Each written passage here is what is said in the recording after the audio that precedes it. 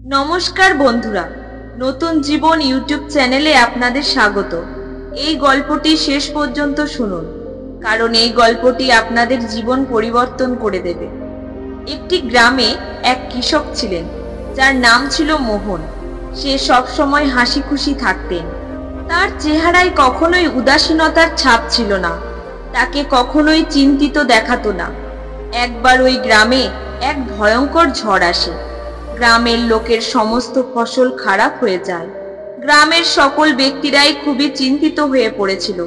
সবাই তাদের নিজের নিজের ফসল দেখে খুবই দুঃখিত হয়ে পড়েছিল। তখনও গ্রামের সবাই দেখলো ওই কৃষক খুবই খুশি ছিল। তার মধ্যে কোনো চিন্তাই ছিল না। গ্রামের লোকেরা মোহনকে জিজ্ঞাসা করলো, কি হয়েছে মোহন? তোমার তো সব ফসলই নষ্ট হয়ে গেছে, তাও তুমি কষ্ট পাচ্ছ না? তুমি এখনো চিন্তিত হচ্ছ না? তুমি এত খুশি কি করে আছো? তখন মোহন বললেন, এতে উদাস হওয়ার কি আছে? মোহন গ্রামবাসীকে বলে, চিন্তা ছেড়ে দাও, সব সময় হাসি খুশি থাকতে শেখো।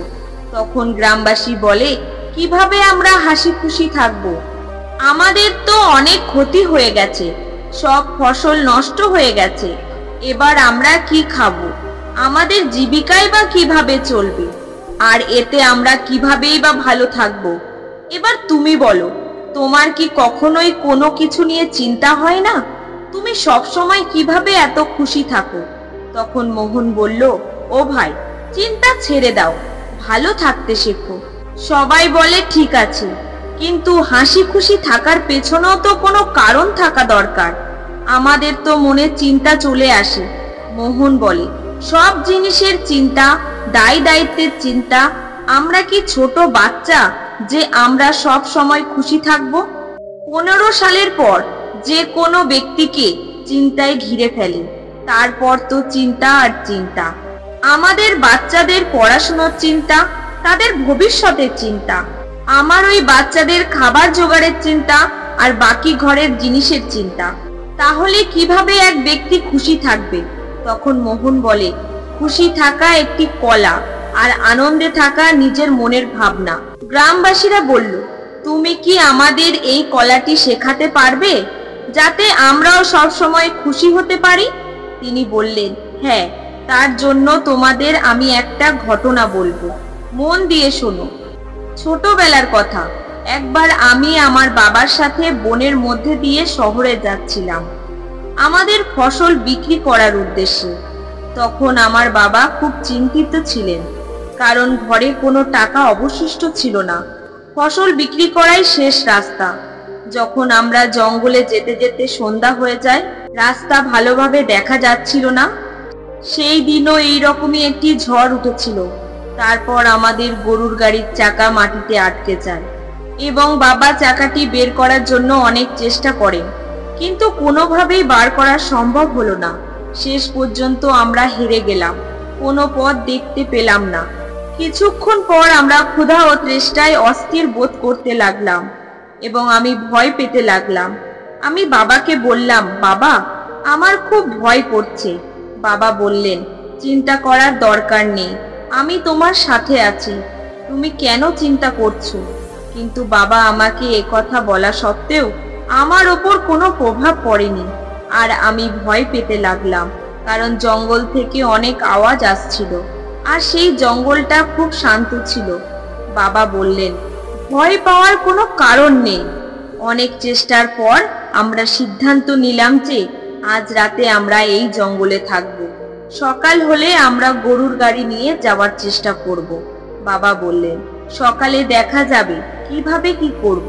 কিন্তু আমরা ভাবতে লাগলাম যে আমরা রাতে খাবো কি, কারণ আমাদের কাছে কোনো খাবার অবশিষ্ট ছিল না।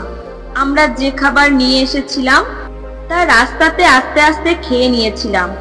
আমরা দুজনেই বসে বসে কিছু একটা ভাবছিলাম। তখনই একটা কুঠির দেখতে পেলাম, সেখান থেকে আলোর একটি রশ্মি আসছিল। বাবা বললেন, তুমি এখানে বিশ্রাম করো, আমি একটু দেখে আসি কোনো সাহায্য পাওয়া যায় কিনা। তারপর বাবা চলে গেলেন, এবং আমি ভয়ে কান্নাকাটি করতে লাগলাম। অনেকক্ষণ পর বাবাকে এক মহাত্মার সাথে আসতে দেখা গেল। ওই মহাত্মাকে দেখে অনেক জ্ঞানী মনে হচ্ছিল। তারপর আমরা তিনজন মিলে জোরে ধাক্কা মারার পর গরুর গাড়ির চাকা গর্ত থেকে বেরিয়ে আসে। বাবা মহাত্মাকে ধন্যবাদ দিল আর আমরা এগিয়ে গেলাম। মহাত্মা আমাদেরকে কিছু খেতেও দিয়েছিলেন। আমি বাবার হাতে একটা কাগজ দেখলাম। আমি জিজ্ঞাসা করলাম এটা কি, কিন্তু বাবা তার সম্পর্কে কিছু বলেনি। তারপর আমরা এগিয়ে যেতে থাকি। মহাত্মা তার হাতে কি দিয়েছিলেন তা বাবা আমাকে বলেননি। আমি আবার তাকে জিজ্ঞাসা করলাম, বাবা তোমার হাতে কি? তিনি বললেন, কিছু নেই, এটা তোমার কোনো কাজের জিনিস নয়। ধীরে ধীরে অনেকটা সময় চলে গেল। অনেক সময় পেরিয়ে যাওয়ার পর আমি বাবাকে জিজ্ঞাসা করলাম, বাবা ওই চিঠিতে এমন কি ছিল যা তুমি আমাকে বলনি? তখন বাবা বললেন, আমি যখন আর এই পৃথিবীতে থাকবো না, অর্থাৎ আমার মৃত্যুর পর, তুমি ওই চিঠিটি খুলবে। তবে আর একটা কথা মনে রাখবে, এই চিঠিতে লেখা কথাগুলো সারা জীবন মনে রাখবে, কখনো ভুলবে না। আমি বললাম, ঠিক আছে বাবা। তারপর অনেক সময় পেরিয়ে যায়। তখন গ্রামের লোকেরা মোহনকে জিজ্ঞাসা করে, এগুলো তো ঠিক আছে, কিন্তু আমরা চিন্তিত হব না কেন? আমাদের মনে চিন্তা তো অবশ্যই আসবে, আমাদের ফসল নষ্ট হয়ে গেছে। মোহন বলল, তোমরা কি ফসল ঠিক করতে পারবে? গ্রামবাসী বলে না। মোহন জিজ্ঞাসা করল, তোমরা কি দিনকে রাত করতে পারবে? গ্রামবাসী বললেন না। তারপর মোহন জিজ্ঞাসা করল, তোমরা কি হাওয়াকে বন্ধ করতে পারবে? গ্রামবাসী বলে না। মোহন আবারও জিজ্ঞাসা করে, বৃষ্টি করাতে পারবে? সবাই বলল, না ভাই না, আমরা কিছুই করতে পারবো না, আমরা ভগবান নই। তখন মোহন বলে, যখন তোমাদের হাতে কিছু নেই তখন চিন্তা করে তোমরা কি পাবে? সমস্ত কৃষক ভাবতে থাকে, মোহন তো ঠিকই কথা বলছে, এতে এত চিন্তা করে কি হবে?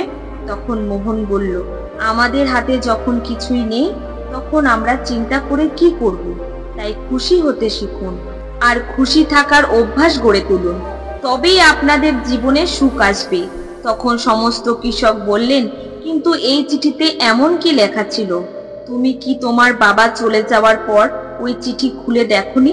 তিনি বললেন, হ্যাঁ, বাবা মারা যাওয়ার পর আমি একেবারে অনাথ হয়ে পড়েছিলাম, কোনো কিছুই ঠিক চলছিল না। আমি কোনো রাস্তায় খুঁজে পাচ্ছিলাম না যে আমি কি করব, কারণ সেই সময় আমার কোনো রোজগার ছিল না, আর আমি চাষবাস সম্পর্কেও ভালো জানতাম না। তখন মনে হলো চিঠিটা খুলে দেখি তাতে কি লেখা আছে, এবং যখন আমি চিঠিটা খুললাম তখন আমার চক্ষু চড়ক গাছ হয়ে যায়। সমস্ত গ্রামবাসী বললেন, আমাদেরও বলো, ওই চিঠিতে কি লেখা ছিল? তখন মোহন বললেন, ওই চিঠিতে লেখা ছিল, এই সময়টাও কেটে যাবে। আমি এর অর্থ বুঝতে পারছিলাম না, আর এর অর্থ বোঝার জন্য আমি সেই চিঠিটা নিয়ে ওই মহাত্মার কাছে গেলাম। ওই মহাত্মা বললেন, এই সময়টাও কেটে যাবে। আমি রেগে গিয়ে বললাম, এই চিঠিতে যা লেখা আছে আপনি সেটাই শুধু বলছেন, কিন্তু এর মানে কি? মহাত্মা আবারও বললেন, এই সময় কেটে যাবে। এবার আমি আরো রেগে গেলাম। আমি আবার জিজ্ঞাসা করলাম, আপনি কি রসিকতা করছেন? আমি এর অর্থ জিজ্ঞাসা করছি, আর আপনি আমাকে বারবার চিঠিতে লেখাটাই বলে শোনাচ্ছেন। তখন মহাত্মা বললেন, তুমি এখন ক্লান্ত আর উদাসীন, তুমি এটা জানো না যে এটা সময়, আর এই সময় কখনো এক অবস্থাতে থাকে না। কিছুক্ষণ পর এই সময় কেটে যাবে, তারপর দেখবে সব ঠিক হয়ে যাবে, সবকিছু বদলে যাবে। এই চিন্তার মেঘ অবশ্যই সরে যাবে, তাই এই কথাগুলো মনে রাখবে। এই সময়টাও কেটে যাবে। সময় কখনোই থেমে থাকে না, সেটা ভালো বা খারাপ তোমার চিন্তা করার দরকার নেই। তুমি কেবল নিজের দিকে তাকাও আর কঠোর পরিশ্রম করতে থাকো। ধীরে ধীরে যাই ঘটুক না কেন, সে সময় পরিবর্তন হয়ে যাবে। ভালো করে দেখো, তোমার হাতে কিছুই নেই, তুমি অহেতুক চিন্তা করছো, অহেতুক সমস্যাকে বড় করছো, যা কোনোভাবেই সমাধান হবার নয়। সময় নিজে থেকেই চলে যায়, তাই যেটা তোমার হাতে নেই সেটা নিয়ে চিন্তা করে লাভ কি? একজন ব্যক্তি সর্বদা প্রতিটি পরিস্থিতিতে ধৈর্যশীল হওয়া উচিত, কারণ যার ধৈর্য নেই সে কখনোই শান্তিতে জীবনযাপন করতে পারে না। শান্তিপূর্ণভাবে জীবনযাপনের জন্য একজন ব্যক্তির ধৈর্য থাকা জরুরি, এবং ধৈর্য তখনই আসে যখন একজন ব্যক্তি মনে রাখে যে সময় কেটে যাবে, তারপর থেকে আমার জীবন বদলে যায় এবং আমি সারা জীবন এই কথা মনে রেখে আসছি।